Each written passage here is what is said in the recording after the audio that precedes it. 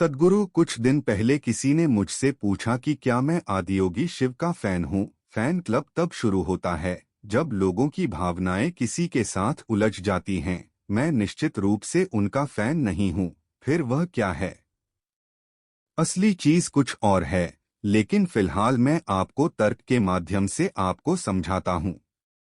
आखिरकार किसी भी पीढ़ी में किसी इंसान की कद्र उस योगदान के लिए की जाती है जो उसने उस पीढ़ी या आने वाली पीढ़ियों के लिए किया है। इस धरती पर कई शानदार लोग आए हैं जिन्होंने कई मायनों में दूसरे लोगों के जीवन में योगदान दिया है। कोई प्यार की लहर लेकर आया, किसी ने ध्यान की लहर चलाई, कोई और आर्थिक खुशहाली की लहर लेकर आया जो उस समय की जरूरत के मुताबिक था।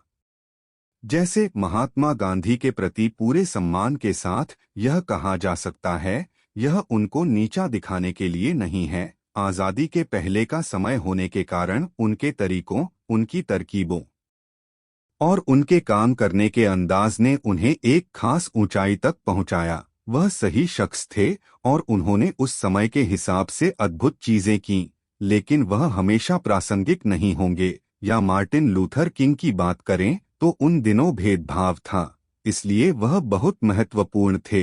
लेकिन अगर समाज में ऐसी कोई समस्या नहीं होती तो वह सिर्फ एक साधारण इंसान होते। अगर आप इतिहास में वापस जाएं, तो बहुत से महापुरुष रहे हैं, लेकिन वे काफी हद तक समय की उथल-पुथल, समय की जरूरत या उस समय एक तरह का भ्रष्टाचार फैला होने के कारण महत्वपूर्ण थे। अगर आप गौतम बुद्ध को देखें, समाज उस समय कर्मकांडों में इतना लिपटा हुआ था कि जब उन्होंने बिना किसी कर्मकांड के एक आध्यात्मिक प्रक्रिया शुरू की तो वह तत्काल लोकप्रिय हो गया। अगर इस समाज में बहुत कर्मकांड नहीं होते तो उसमें कोई नयापन नहीं होता और वह इतना महत्वपूर्ण नहीं होता। कई मायनों में कृष्ण बहुत महत्वपूर्ण थे, लेकिन फिर भी अगर उस समाज में कोई संघर्ष नहीं होता, अगर पांडवों और कौरवों के बीच कोई लड़ाई नहीं होती, तो वह सिर्फ अपने आसपास की जगहों पर प्रभावशाली होते, उनका कद इतना बड़ा नहीं होता। या अगर राम की पत्नी का हरण नहीं किया जाता, तो वह भी किसी दूसरे राजा की तरह होते। शायद एक बहुत अच्छे राजा की तरह याद किए जाते या कुछ समय बाद लोग उन्हें भूल जाते। अगर सारा युद्ध न होता और लंका न जलती, तो उनका जीवन बहुत महत्वपूर्ण नहीं होता। महादेव की कहानी। आदियोगी या शिव का महत्व यही है। ऐसी कोई घटना नहीं हुई, कोई युद्ध नहीं हुआ, कोई टकराव नहीं हुआ। उन्होंने युग की जरूरतों पर ध्यान नहीं दिया। उन्होंने मानव चेतनता को इस प्रकार से बढ़ाने के साधन और तरीके दिए कि वे हर युग में प्रासंगिक रहें। जब लोग भोजन, प्यार या शांति से वंचित हों और आप उनकी कमी को पूरा करते हैं, तो आप उस समय सबसे महत्वपूर्ण बन सकते हैं। लेकिन जब ऐसा कोई अभाव न हो, तो एक इंसान के लिए सबसे महत्वपूर्ण आखिरकार यह है कि खुद को और ऊपर कैसे उठाए या खुद को विकसित कैसे करें। हमने सिर्फ उन्हें महादेव की उपाधि दी क्योंकि उनके योगदान के पीछे की बुद्धि, दृष्टि और ज्ञान अद्भुत है। इससे कोई फर्क नहीं पड़ता कि आप कहाँ पैदा हुए, आप किस धर्म, जाति या वर्ग के हैं, आप पुरुष हैं या स्त्री। इन तरीकों का इस्तेमाल हमेशा किया जा सकता है, चाहे लोग उनको भूल जाएं, लेकिन उन्हें वही तरीके इस्तेमाल करने होंगे क्योंकि उन्होंने मानव तंत्र के भीतर कुछ भी अछूता नहीं छोड़ा। उन्होंने कोई उपदेश नहीं दिया, उन्होंने उस युग के लिए कोई समाधान नहीं दिया। जब लोग वैसी समस्याएं लेकर उनके पास आए, तो उन्होंने बस अपनी आंखें बंद कर लीं और पूरी तरह उदासीन रहे। मनुष्य की प्रकृति को समझने, हर तरह के मनुष्य के लिए एक रास्ता खोजने के अर्थ में यह वाकई एक शाश्वत या हमेशा बना रहने वाला योगदान है। यह उस युग का या उस युग के लिए योगदान नहीं है। सृष्टि का अर्थ है कि जो कुछ नहीं था वह एक दूसरे से मिलकर कुछ बन गया। उन्होंने इस सृष्टि को खोलकर एक शून्य की स्थिति में लाने का तरीका खोजा। आदियोगी को शिव क्यों कहा गया? इसीलिए हमने उन्हें शिव का नाम दिया। इसका अर्थ है वह जो नहीं है। जब वह जो नहीं है कुछ या जो कुछ है बन गया, तो हमने उस आयाम को ब्रह्मा कहा। शिव को यह नाम इसलिए दिया गया क्योंकि उन्होंने एक तरीका, एक विधि बताई, सिर्फ एक नहीं बल्कि हर संभव तरीका बताया कि चरम मुक्ति को कैसे पाए, जिसका अर्थ है कुछ से कुछ नहीं तक जाना।